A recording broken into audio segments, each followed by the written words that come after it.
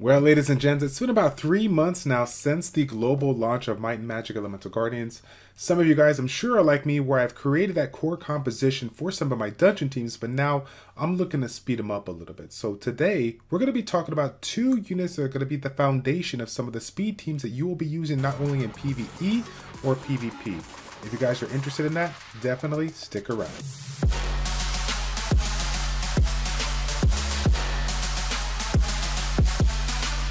What's going on, everybody? This is Childish. We're back at it again with a brand new video for Might and Magic Elemental Guardians. Today we're going to be jumping right into the comparison between the Fire Kappa and the Water Masaru Monk, and then we'll go ahead and talk about some of the frequently asked questions we've been getting from the community, as well as talk to you guys about one specific collaboration that should be coming around just right around the corner here. So the Fire Kappa, this is the first one that I pulled out of the two, so we're going to be focusing on this one first. Let's take a look at that third skill, Poisoning Cloud. It has an AoE poison, a defense break, and a hunted debuff.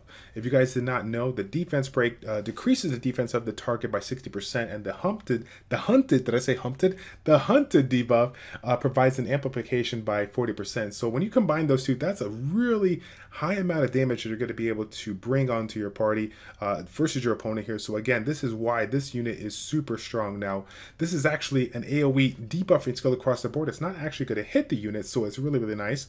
And then this one, I believe, gets reduced to a 5-turn cooldown. So if you are super fortunate to get some cooldown resetters and combine a double cooldown reset in your party alongside a unit like this, you're going to be able to get this skill up really quickly. Now, again, you don't need cooldown resetters to make it work, but I do want to say that when it comes to speed runs, cooldown resetters are extremely strong here. So if you have one, definitely consider using it, and I'm sure that will be for a different video. Okay, so but that's not even it. Okay, this guy still has more. The second skill has a single target speed break that also reduces the turn bar by 60% and has a 70% chance to burst your poison skills, right? So if you have 3 ticks poison, let's say each of them have 2 per tick, okay, that's 60% of the enemy's max HP, or 30% of the boss's enemy's max HP if you have them set on there. So you can use this skill to literally burst the damage and do that direct damage all in one. So this is extremely strong when trying to take out specific bosses relatively quickly. So if we're talking about whatever it is, maybe if it's the Wrath boss, the Benefit boss, the Strength boss, or we're talking about a TOT stage, the boss stage, where you have a stage that you're struggling on and you're just looking to get in there, provide the poisons, and try to knock out the boss really quick, this is going to be the unit for you. Okay, so again, it's a 70% chance, it's not guaranteed, but either way, that speed break and the turn bar manipulation is extremely strong. And when it comes to PvE speed runs, any opportunity that you can to reduce the turn bar of the boss, allowing your boss, or allowing that boss not to do as much damage as he can, right? Allowing your units to do even more damage just because they're getting more turns versus the boss. It's going to help you out either way, okay? So really strong skill. Now, the Kappas have a relatively high base speed, so this is going to be combined nice with if you're starting to first, get it, using a haste set or whatnot, you're going to be able to get the high speed relatively quickly. And of course, doing the fact that this guy is the AoE debuffer, you're going to need to have a relatively high speed. You want to go ahead and set this one up to be in front of your damage dealers, okay? Now, before I forget, the first skill, Elemental Leap, now this one evolves into one of two things. You can do damage based on speed, or you can do damage, you can provide the Elemental Advantage buff for versus all enemies for 1 turn. So either way, you're going to have a decent amount of damage. Why? Because you're building this in a relatively fast, high speed fashion, or you have the Elemental Advantage, so you're going to be able to do just a little bit of damage towards any unit you do. Now, I will say this, considering the fact that this is a unit that's supposed to amplify the damage that your party does, first off, you're probably going to be starting out with the basic kind of speedy, tanky setup to get yourself a high amount of accuracy, and just make sure that this unit lasts throughout the match so that you can go ahead and provide that extra damage throughout the stage, right? However, down the road, I'm actually looking to not only, provide the stats that I currently have now, but looking to see what I can do in order to get him maybe a little bit of a critical rate so that I can take advantage of this extra damage that I have. I have the elemental advantage over people. I can take advantage of this and just basically do even more damage than I was expected to do, given the fact that this is a support-based unit, right? So early on, when I first had this one, I started out with a haste. Initially I started out with a double haste set just to get the amount of speed that I want, but then I moved quickly into a haste precision set. As you guys can see right now, I am in a precision. Yeah, I'm in a precision meditation set. I was in double meditation for a little bit, but for me right now, I'm looking to reduce the cooldown times and maintain at least 50 to 60% accuracy. This amount of accuracy is not where I want it to be, but it's definitely enough for that initial Rat 10 run that I was doing. And I know what you guys are thinking. You're like, oh my goodness, like, why in the world are you throwing this in Rat 10? Again, I have the combination of team that I use allow me to get the job done despite the fact that I had the elemental disadvantage. So keep that in mind as we talk about this in future videos or future content. Okay, so as far as the stats go, we're running speed up top. I have defense flat on the in the middle, and then I'm running flat HP for now. Now I think I can make an argument for 5-starring him, and when I get better glyphs, I can make an argument for going for percentage over flat. But right now, these stats are going to be the best, bang for my buck. And again, these are the ones that have a decent amount of speed substats in order to get me the speed that I need. And right now, one of my strongest damage dealers, which you guys can't see right now, I have to show the 5-star mark, my Fire Succubus, right? She's the one that I use for farming or for PvP content. I have to make sure that my unit is past basically 139 speed or higher, and I can speed tune it, putting them in my choice first, right, in arena, making sure I select him first versus the Fire Succubus, so that I can always make sure that Fire Kappa goes first. But I'm just trying to make it easy. I mean, I'm just making sure that I have more speed than this Fire Succubus, and it's something that I'll have to pay attention to as I improve the glyphs of this unit. As she improves in speed, I'm going to go ahead and have to improve the Fire Kappa with that as well. So, but getting back into it, like I said before, exceptional monster. You can use it PvP, PvE, it really doesn't matter. I find this more often than not. I'm taking advantage of them in some of the harder PvE stages, like the Tower of Trials, just for the simple fact that not only do we have that extra poison that we can incorporate, but the bursting ability is one of the strongest mechanics in the game that people take advantage of in order to get quick clears on some of those tough boss stages. Okay, so if you guys have this unit, definitely hold on to it. Click that favorite button because this one is super strong. Okay, so let's go ahead and get into the next one that we got. The the water Masaru Volcanic. Now I do have it evolved. We don't have the skill ups invested into it because we have so many good water units that we've been putting into skill ups, whatnot. But as you guys can see, I also have the 140 speed on him to making sure that he's faster than my Fire Succubus, as well as my other AoE damage dealers here. But let's go ahead and get into the skills. Why is this unit so good? This skill, again, combines two different elements that you're looking to bring when it comes to speed runs, providing a unit that gives you that attack buff for your party, as well as a defense break on your enemies here. Okay, and this combines both of those things into one unit, providing you just that easier component to create your composition and allow you to bring something else into your team that is synergistic with your party, right? So defense break and the attack for all allies for two turns, and it's reusable in 5 turns. I don't have any skill ups into it right now, but as you guys can see, it goes down to a 4-turn cooldown. So again, what we were talking about, similar to the Fire Kappa, when you have those cooldown resetters set in play, this is going to come up quite a bit. So again, make sure that if you do have this unit and you're looking to invest into it, you definitely want to get this third skill maxed out. And the cool thing about this one is that if you're super fortunate and don't have a lot of books, you may be able to get that third skill maxed out and be able to take full advantage of this unit. I mean, you're going to really see the improvements of the speed at which you can clear when you have that from a 5-turn cooldown to 4-turn cooldown, even if you don't have a cooldown reducer here. But again, cooldown reducers or cooldown resetters are really, really nice. And if you don't have those, you can consider using, like I did with the Fire Kappa, a meditation set if you have the stats to back it up, right? So the second skill, let's go ahead and go back into it here. The second skill inhibiting staff. I can't even pronounce the words right now. Inhibiting staff. Inhibiting staff? Is that inhibiting? Inhibiting? I think that's right. Okay. So attacks the enemy, inflicts the great damage. Again, that's a fail, but we leave it in the videos. We fail all the time, okay? Inflicting great damage, 65% chance to steal 30% of the turn bar, right? And take note that this is on a super, super low cooldown. Now, the cool thing about this one is when you skill it up, right? If you skill it up, this will actually go to 100% chance to get that absorption ability. And I want to put it out there because we have a lot of units out there that provide some kind of turn bar reduction, and we have skills that have a turn bar, increase, or turn bar improvement, right?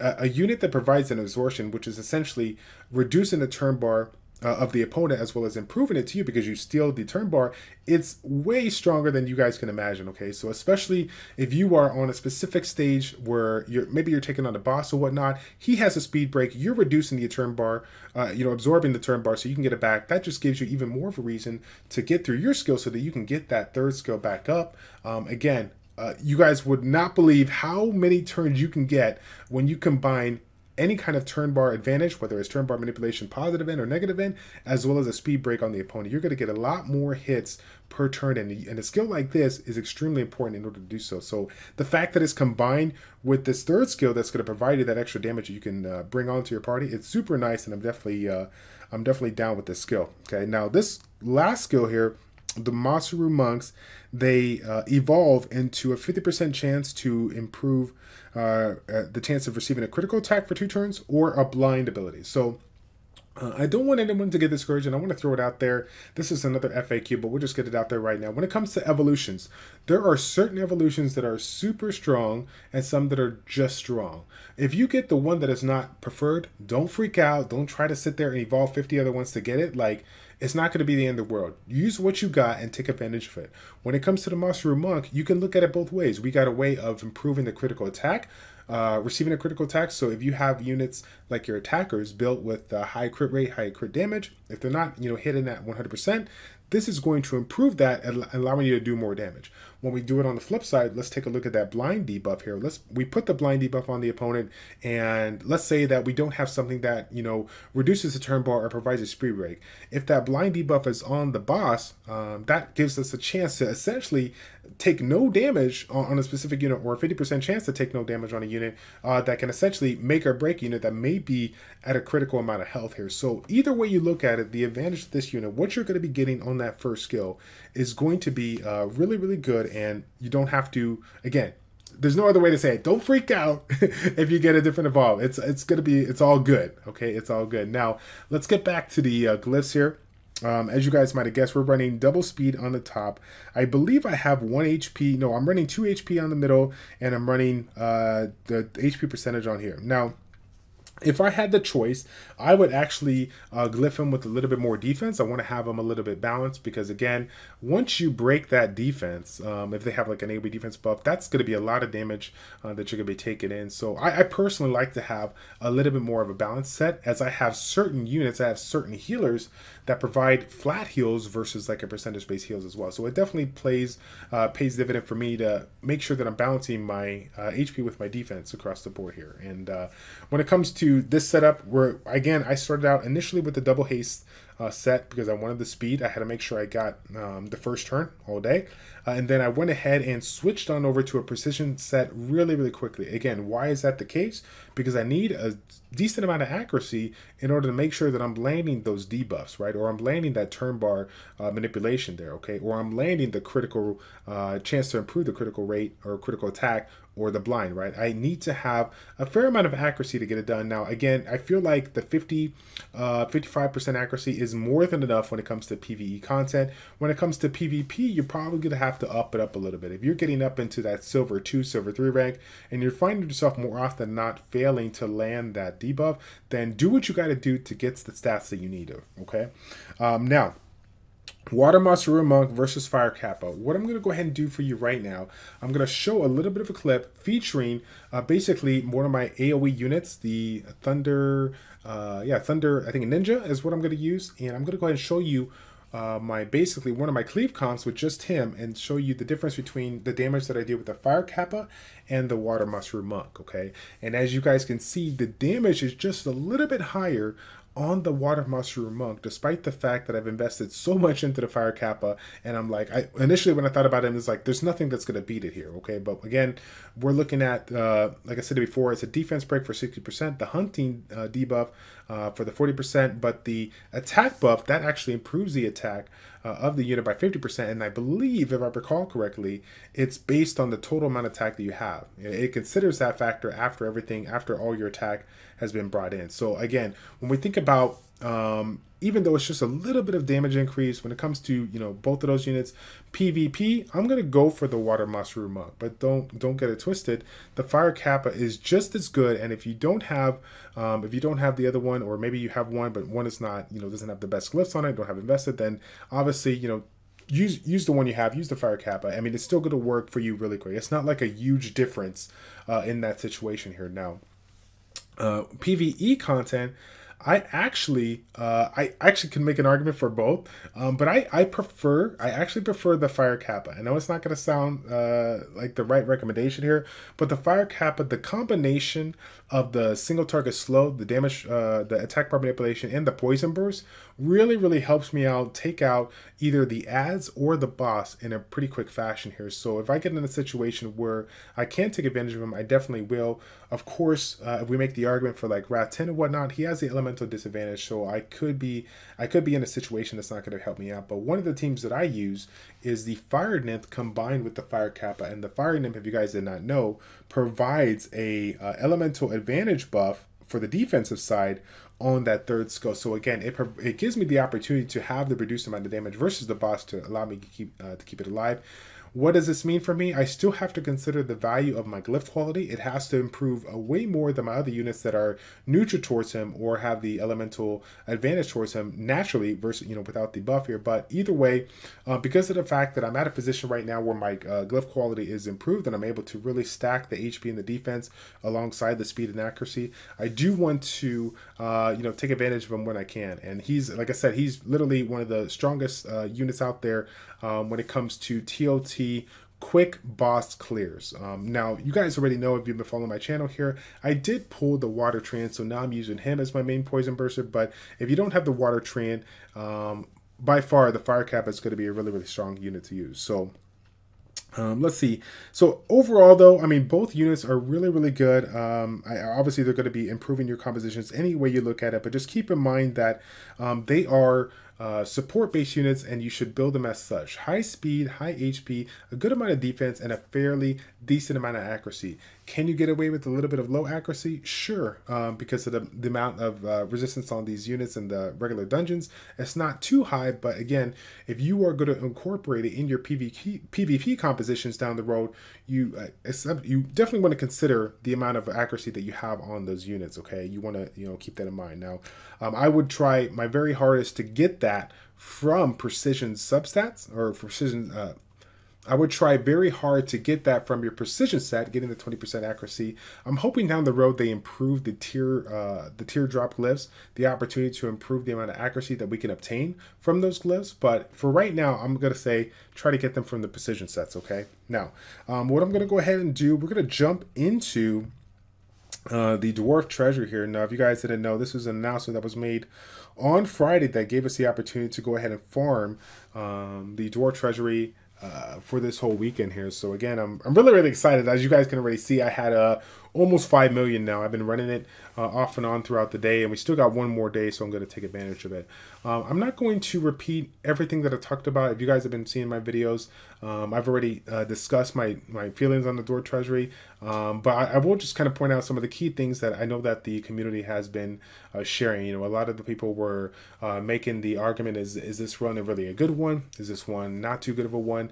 I think it's going to be dependent on where you're at in the game. If you are, you know, early to mid game, or, you know, relatively early to game, you're not going to have the glyph quality. You're not going to have the variety of units per se that may allow you to do these runs in a relatively fast, you know, manner. So for me personally, I would probably recommend for those early game players to keep on sticking to farming those quests, clearing those achievements, so you can get yourself some extra summons and pull some of those units that are going to be the foundation of some of your dungeon teams down the road. Now, for some of you guys that have been able to get yourself to the point where I'm kind of at, you know, again, definitely take advantage of it.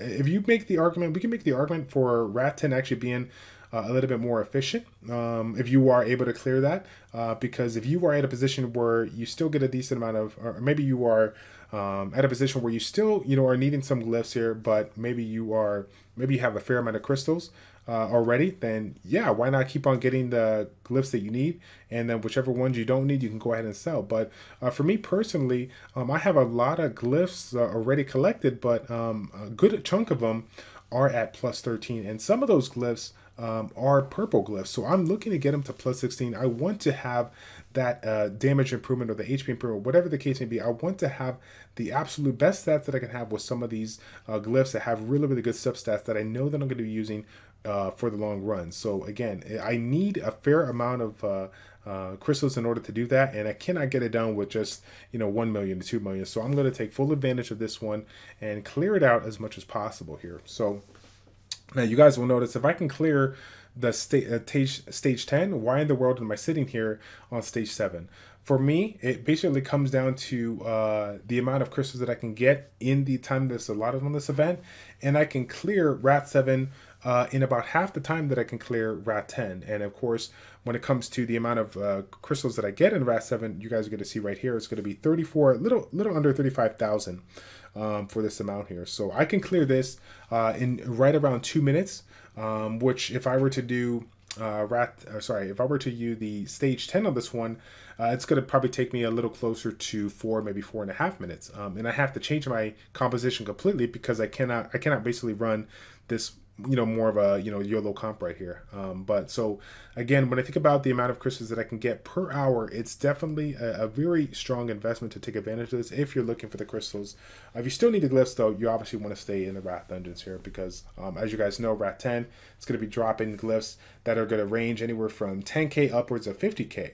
But me personally, despite the fact that I would love to have some of those higher glyphs, if I can have a consistent amount of crystals every single time, I find a little bit more value in that because I know exactly what I'm getting versus taking the gamble and getting a glyph that I may get, or maybe a higher glyph that may be looking good but might not have, you know, the perfect stats that I want, or just, you know, selling it and getting the money. Well, I'd rather take that here in the Dwarf Treasury. So again, I know I'm all over the place when it comes to this one, but I do feel like, despite the fact that it's probably more efficient to stay in Rat 10, if you're somebody that really, really needs crystals or really needs to improve some of your glyph quality on your current units, your core units that you're using every single day, then I definitely recommend trying to take advantage of this, okay?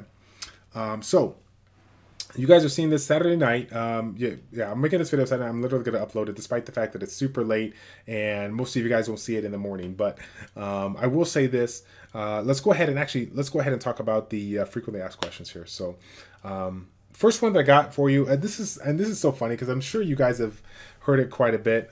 We've talked about it quite a bit in Discord and in other videos. I got these summons right now, Childish. Should I summon? What's going on? Okay, so when it comes to this particular question, okay, it's always the simplest question that seems to be the most complicated for people. Okay, depending on where you're at in the game, you may find yourself in a situation where you're missing like core factors in your team. Okay, we've talked about PvE, just starter compositions, right? We need that AoE poisoner, we need the damage mitigation, we need an AoE healer. You know, some of those things are extremely important for your party, but some of you guys don't have certain units that provide that. So if you have the chance to clear those early quests, those achievements, and do the summons to get those units that may be able to help you speed your runs, then definitely get that done. However, if you're somebody like me who has, you know, summoned, I don't know, for the last 3 months, maybe 300, 400, 500. I don't even know how many summons I've done, but for the most part, I have the majority of the 2-star units that are extremely good, and a good chunk of the natural 3 stars that are pretty strong in this game. So for me, while I could love to summon and I would love to get an Nat 4, I'm basically just holding out for the time being until we can get ourselves maybe like a summoning event, something like that. Now, again, for those that don't know, there are various events that they incorporate throughout the month, and some of those require us to do certain things, a certain amount of things in a specific amount of time. So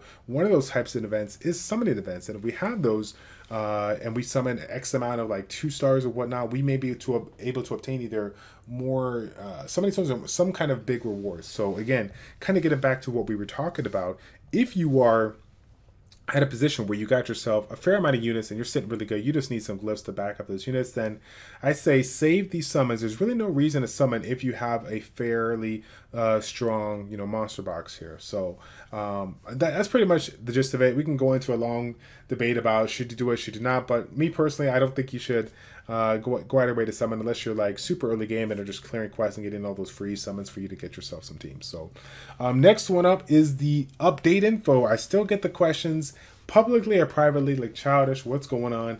Tell me when that next update is. Let me know what I need to do, like what is going on, okay? And as you guys know, I've said it on my channel a couple of times here, I'm under an NDA, so I can't share any information that I have for quite a long time here. That being said, if you guys keep an eye out on the Discord, you will see the developers hanging out every once in a while, actually chatting with the community and providing some of the information for you. Now, I'm actually going to put 2 pictures up on here that was recently shared, I think by Dirge, to the people in the community of Discord just earlier today with Rizzolo, the server programmer, providing us a little bit of information on possibly some of the details that are going to be coming into play the next update. Now, if you guys haven't seen the AMAs or got a chance to see us on our stream with the developers, basically the goal of the developing team is they're going to go ahead and provide us, a monthly update with either one or 2 things. One of them is going to be either a quality of life improvement, or one of them is going to be like a, big update, content patch, monster balance patch, so on and so forth. So they're going to go back and forth between those.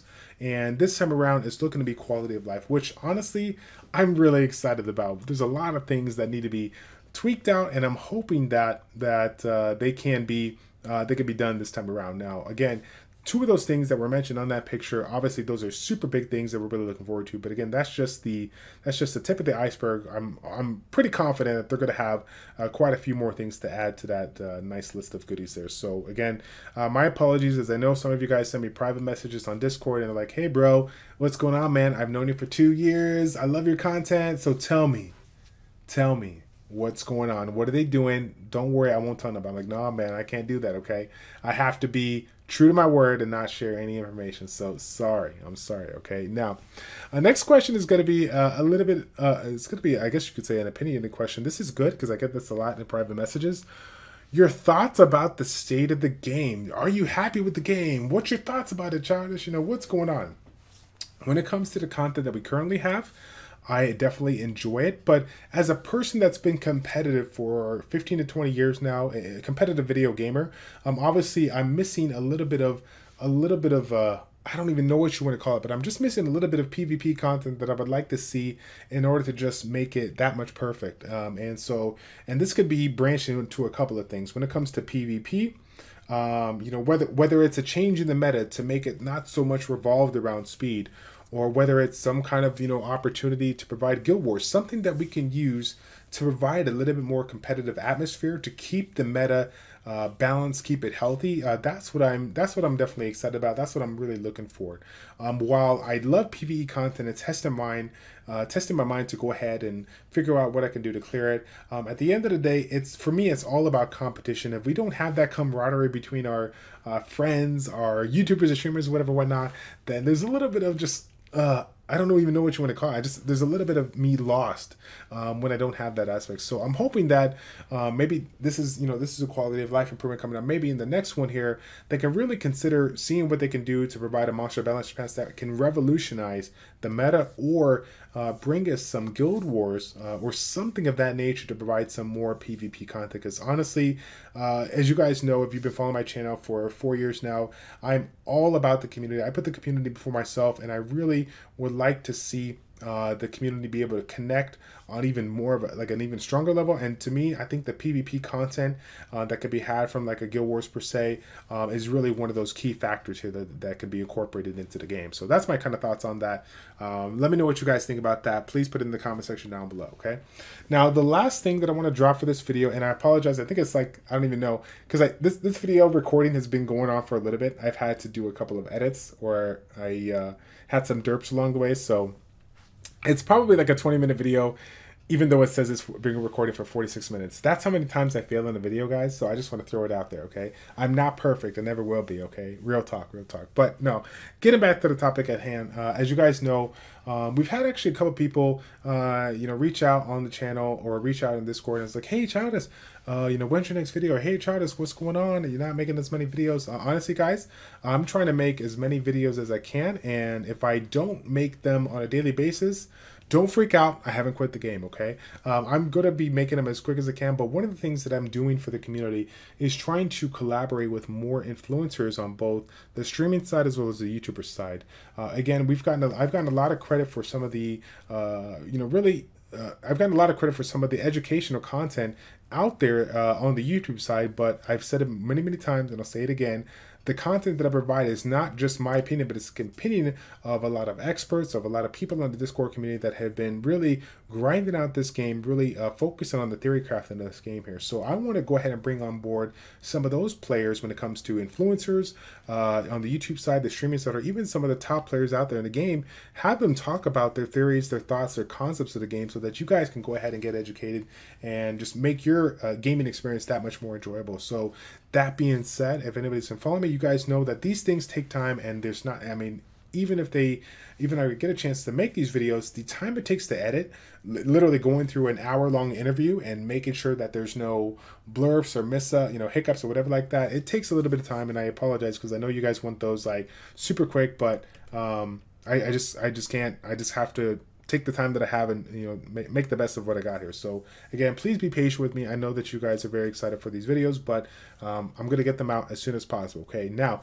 getting back to that topic at hand, the next collaboration is going to be with Max. We've already pre-recorded it. I have to finish editing it. Probably going to be editing it after this video, but basically it's going to be kind of a one-stop shop to everything that you want to know about arena offense. And if you guys enjoy the content, then we'll definitely do some more. And I'm going to still do some more with Max and other people out there. But if you guys like those focuses on specific things so you guys can check that video and go for that, then let me know. I will go ahead and consider making the videos. But I have a question for you. And if you guys see this, please, or, if you have a couple of people in your guilds or whatnot, ask your guildmates, let them know their thoughts. Maybe put a comment section down below on what your thoughts on this. This next video, this next collaboration is long enough to basically be a two-part series. I mean, it's about a 40-minute recording, maybe 45-minute recording. So my question to you is, do you want me to break this up and make it a two-part video? Or do you want me to keep it all together so you guys can have the opportunity to watch it right when you get it and just kind of pick and choose what you want to see, okay? So let me know in the comment section down below, okay? I want to know your feedback on that, honestly, because, again, that's going to determine whether or not, you get essentially a video Tuesdays in a row, or if you get that just in one day and you're like, okay, I got the information and I can take it all, versus like taking a little bit of the information and then now waiting 24 hours for the next video to come out. You're like, oh my God, I just want to see that video, Childish. Okay, so let me know in the comment section down below. How many times have I said that? One too many times. And then I will go ahead and get back to you guys as soon as I can and let you, well, I guess you will know by the time I make that video, okay? So that's going to be it, guys. Again, take advantage of this Dwarf Treasury if you are a mid to late game player and you need those crystals. Outside of that, focus on those early quests, those achievements in order to get yourself some summons and get yourself some of those core units that you can incorporate into your dungeon teams. That is all I got for you today. Again, my apologies for not putting out a video in these last couple of days. I hope to get a couple more videos for you out this week. I'm going to be out of town this upcoming week, so we're going to set up some videos to publish throughout the week for you guys, okay? That's going to be it. It's your boy Childish of ChildishPlays checking out. Take care, and we will see you all in the next one. I'm out.